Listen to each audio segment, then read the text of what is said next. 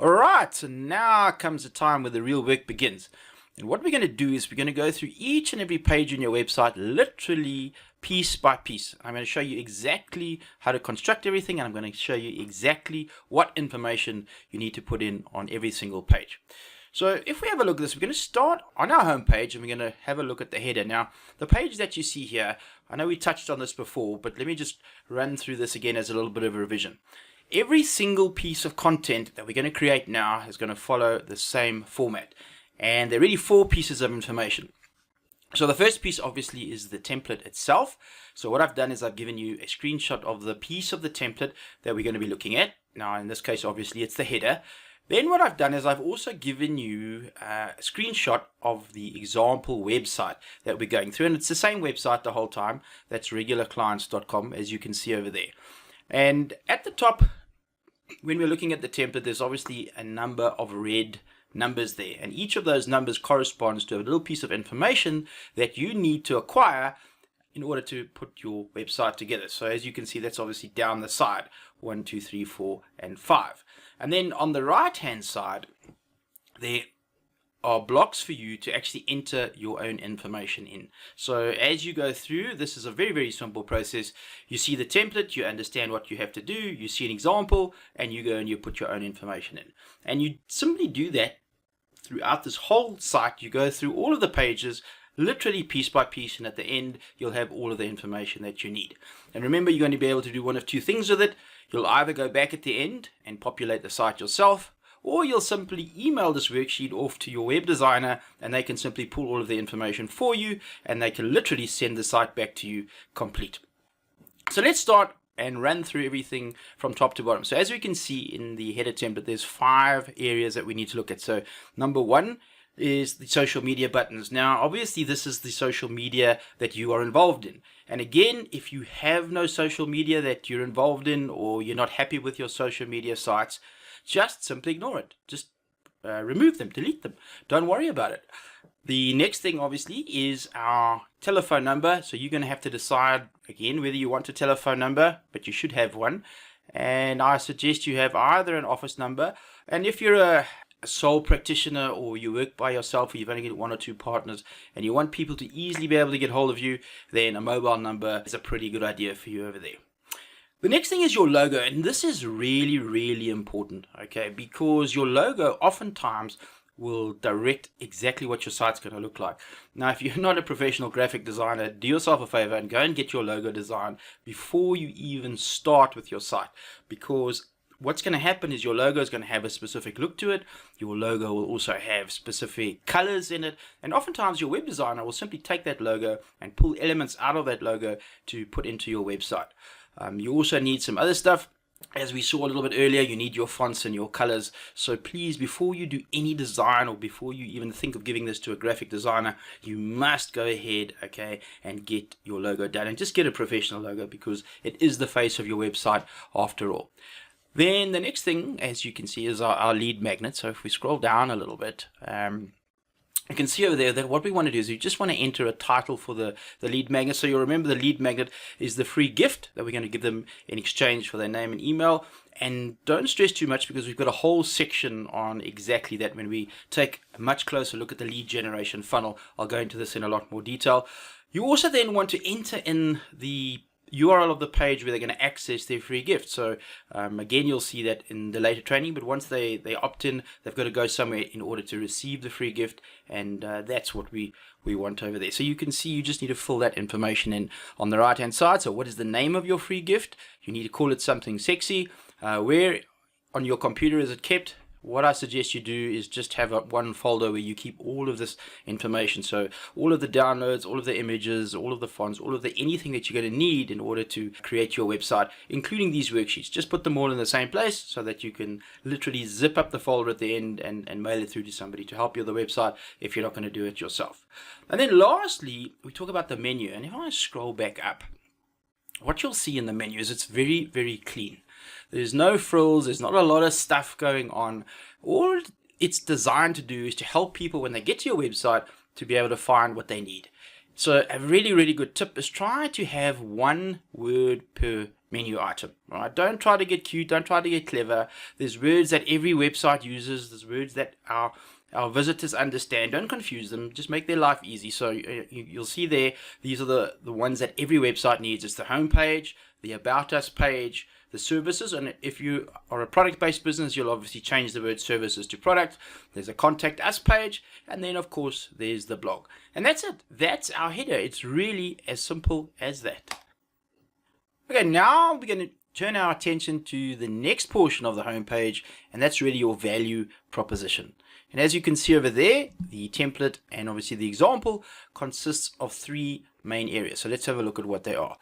Just before we dive into that, let's just have a look at what the value proposition is intended to do. Remember, it's got to be a really, really strong statement that really grabs your visitors by the throat almost and pulls them in, because you need to tell them that they're in the right place, and you need to tell them that very, very quickly. So your image is important, and the other thing that you need to do is you've got to tell them who you work with, and you've also got to tell them how you can help them.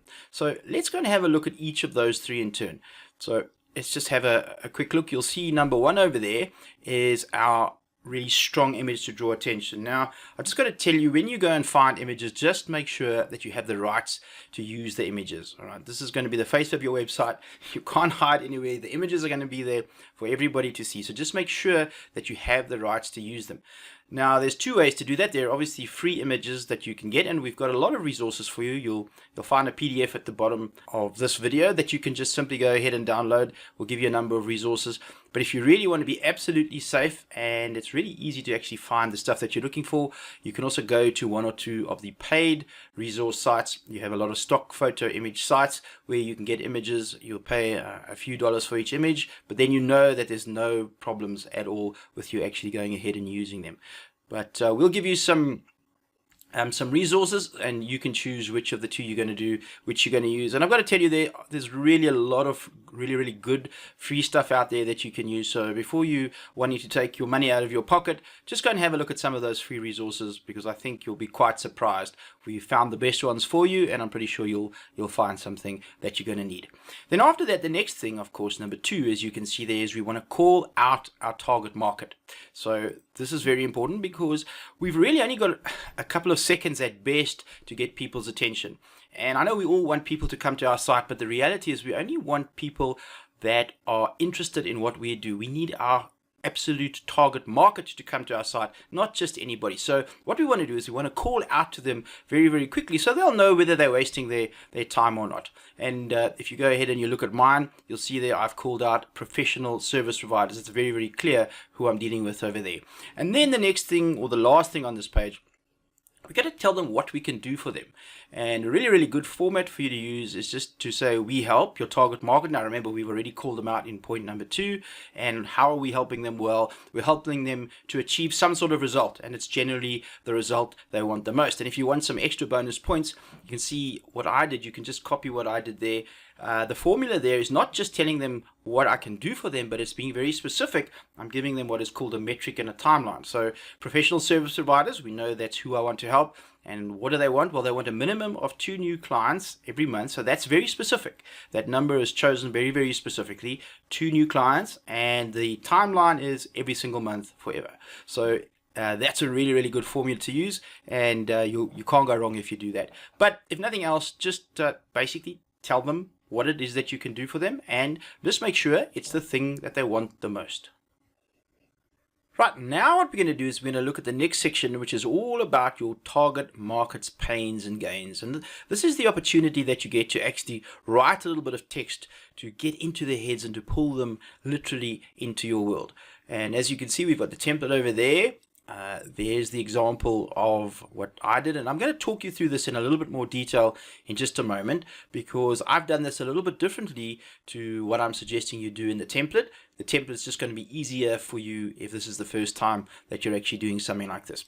Now, what you really want to do at this point is you've really got to get inside their head. You've got to actually almost speak their language. You want to get inside their minds. They must actually, when they're reading the information, they must think, wow, this person is talking just to me. You've almost got to know them better than they know themselves. And what you really want to do is you want to try to understand them. And really there's two things that move people to action. One of them is pain. So we always want to get away from pain. So we want to get rid of problems or rid of frustrations. And we want to move towards things that we want. So if we've got dreams and goals and aspirations, we want to move towards that. So the first thing that we're going to do, if we just go back to the template, as you can see over there, is we're going to start with the compelling headline. So I think that's a theme. You're starting to see that over and over. And really all we're going to do in that compelling headline is we're simply just going to offer them the thing that they want the most. And that could be them wanting to move away from pain in some way, or it may be them wanting to move towards achieving something. All right, so it's very, very important to note that most people are generally motivated more by pain than by pleasure. Okay, so that's why in most of the marketing and in all the newspapers that you read, you'll see that people use pain and bad news. So if unfortunately your product sort of fits into that genre, well, go ahead and use a pain headline. On the other hand, if you're dealing with people like entrepreneurs, or you're dealing with people who want to get a result because, for example, they want to play better golf or they want to learn the piano, then maybe what you want to do is use a positive type of headline. But that's going to be up to you depending on the type of target market that you have.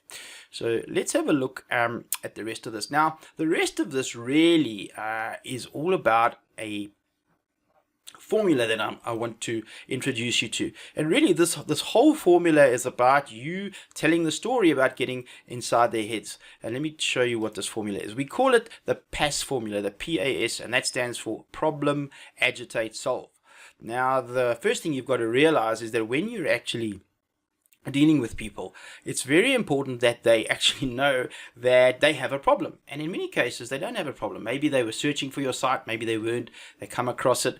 You've got to make sure that they know that they've got that problem, because you can't sell them anything unless they actually have that problem. So let's go through the PAS, the problem, agitate, solve, and let's see what we can come up with. So the first thing we got to do is to indicate to them that they have that problem. But that's not enough, right?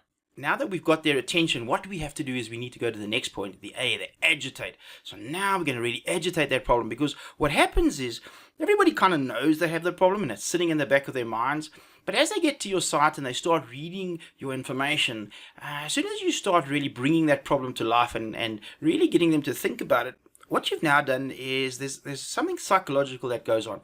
People feel a little bit uneasy now. It's like, oh, you know what, yeah, I really do have that problem. You know, maybe I really need to think about solving that problem. Yeah, I wonder what's next. And now that you've kind of opened this loop in their heads, now what we've got to do is we've got to go ahead and we've got to try to close that loop and give them closure. And we do that by solving the problem. And that's really where you now get to introduce your solution to that particular problem. And by this point, hopefully, you've stirred up enough emotion to really get them into your site and to get them to move all the way through, hopefully at the end of the day, to actually end up giving you some money. So that is the problem, agitate, solve formula, and it's very, very effective. Now, I just want to show you what I did.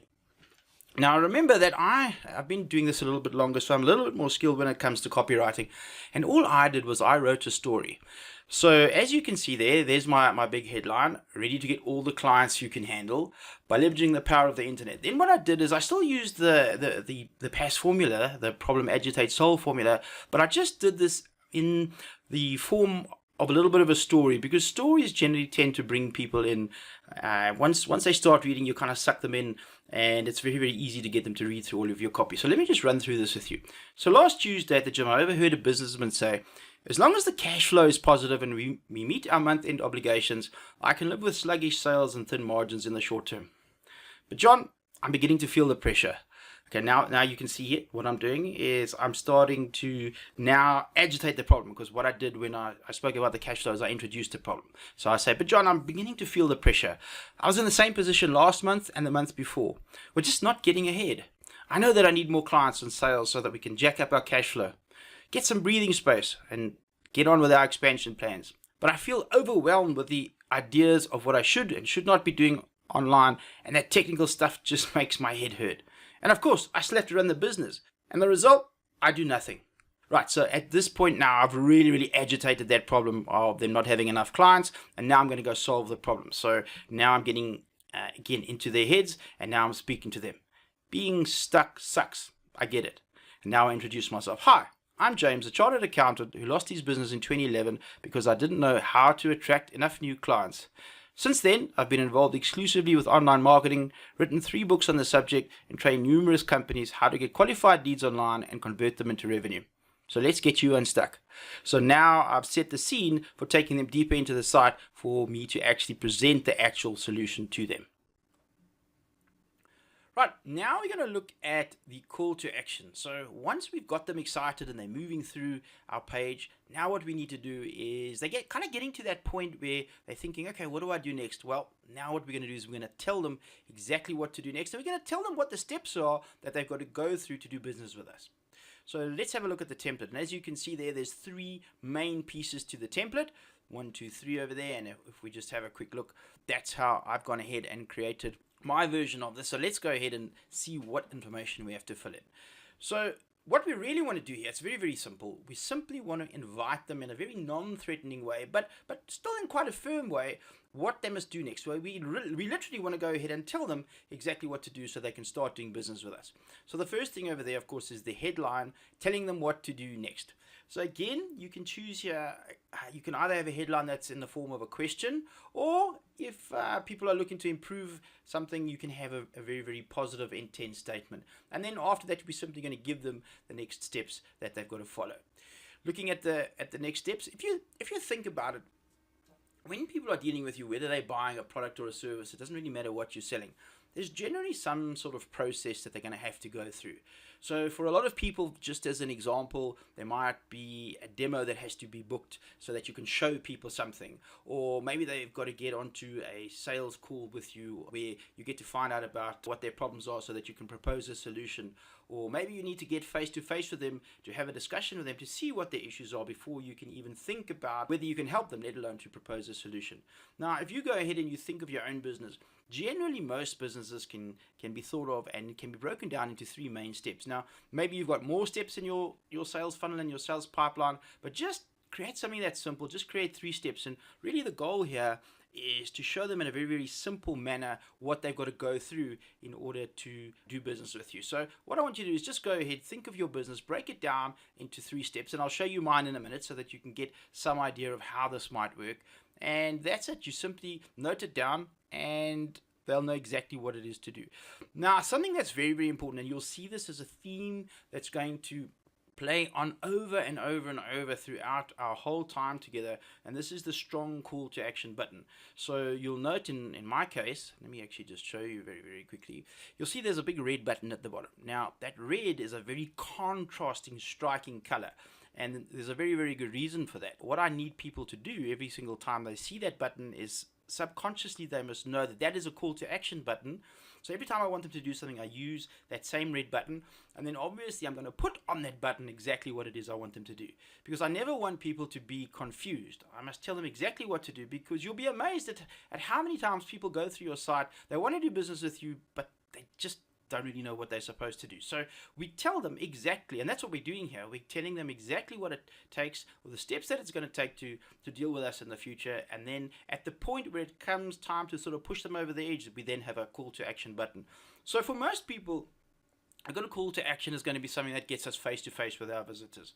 Now, we could do that, for example, by using Skype or Zoom online, but it could also be offline where maybe you're going to meet physically with your prospect. So just think of whatever it is for you and pop in that call to action. So if you have a look at mine, you'll see there, I've got my big headline at the top. So begin your regular client journey today. So I'm kind of already sort of pushing them towards what they're going to do. So I'm using the word journey because that's kind of telling them what to do. And then I tell them exactly by taking these simple steps, right? So there's no confusion. You know what they are. So there's 3 steps.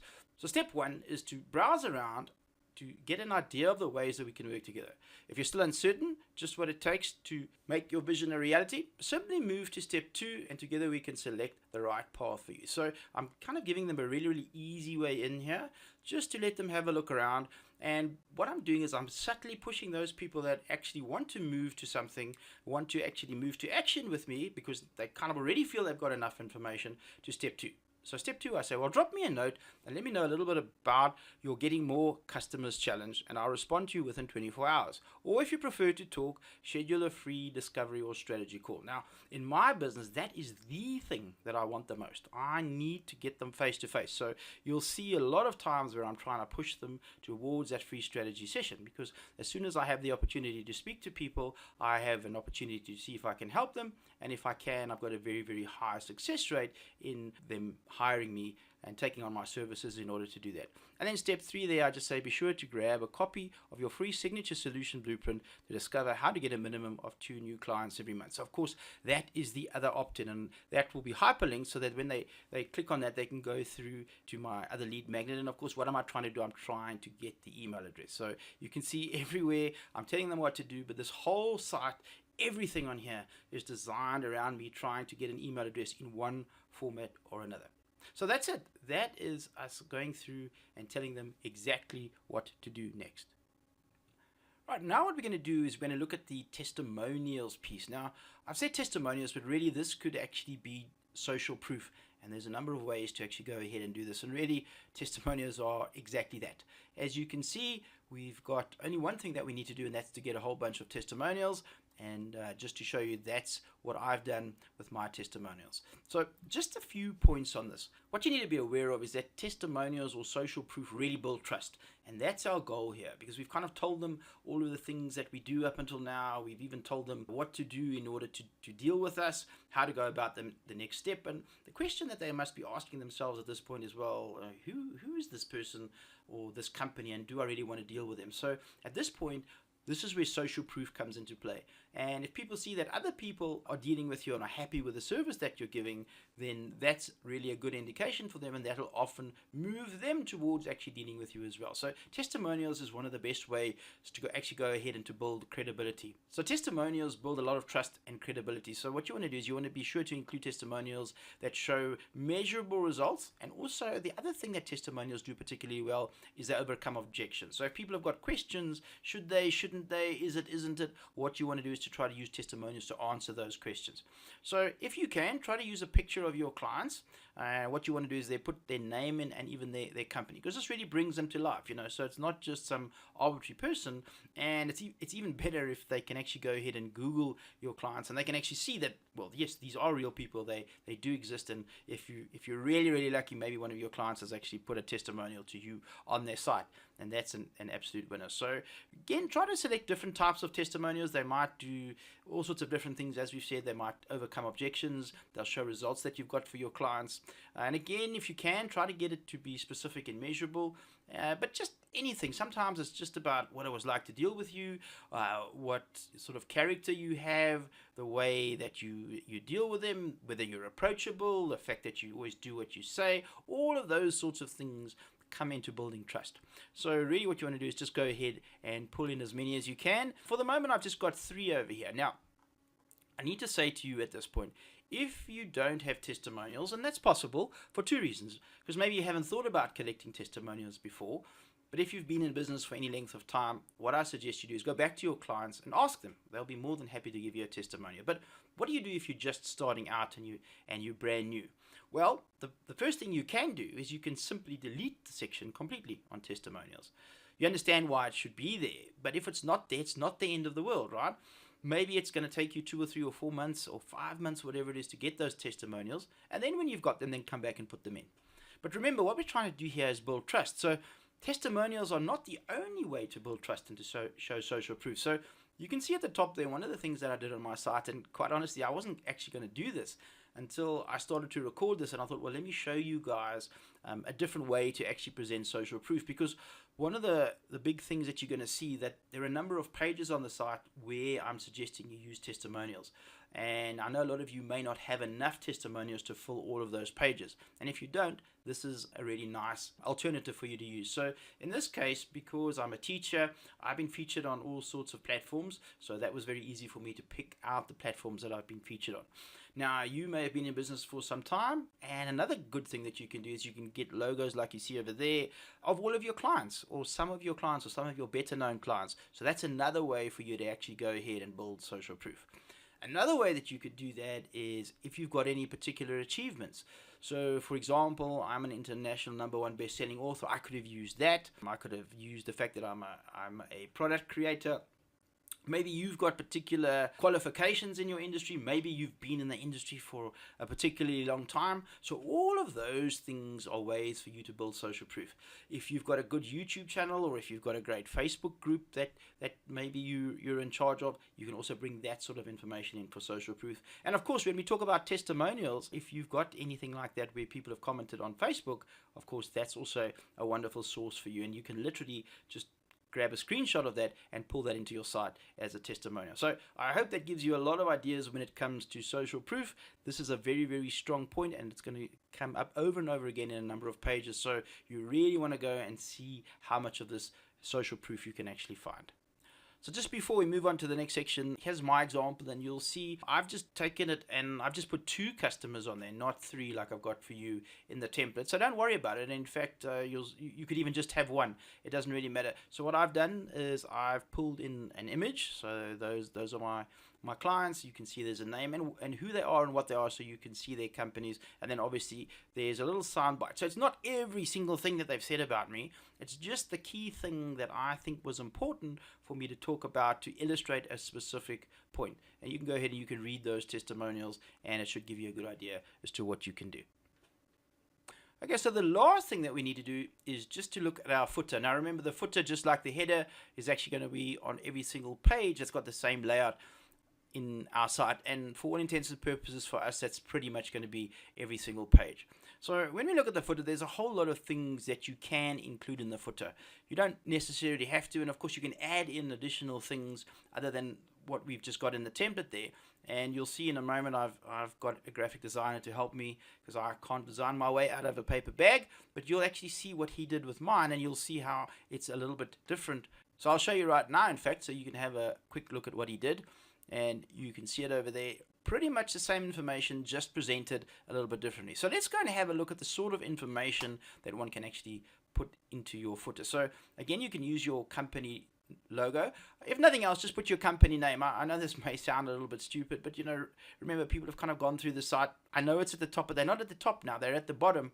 And all we're trying to do is we're trying to make their life easy to get as much information as they need so they can easily work with us. So just put your company name. If you put your logo, I think it pretty much does the job for you there. Then when it comes to address, you need to decide whether you're going to put down your physical and or your postal address, right? So obviously if you're a physical business and they need to find you and they need to come to you, well, then that's what you want to do. You want to put that down. If not, then simply just go ahead and pop in a postal address. And of course, the other thing, especially if you're a physical location that people are going to come to, you probably want to put in your operating hours in there. The other thing, point number 3 there, is obviously a phone number or any other applicable contact details. So remember, today, we don't just talk on phone. Today we do WhatsApp, we do Skype, we do Zoom, we do Facebook, we do all sorts of things. So whatever information you can think of that you need there, go ahead and put that down. Then, of course, a contact form. That's always very, very useful. Now, when you put your contact form out there, again, you want to have a call to action and just tell them why they should actually want to contact you. So don't forget the strong call to action, and of course you're going to see the good old call to action button with your special color. Then there's some legal pages, and I'll show you that in just a moment. I'll actually go to the website just to show you and make that very, very clear. You just got to decide what legal pages you need. In fact, let me just quickly go through and show you. And you'll see at the bottom there, you'll see we've got terms of service, in other words, terms of the website. We've got a privacy policy and a disclaimer.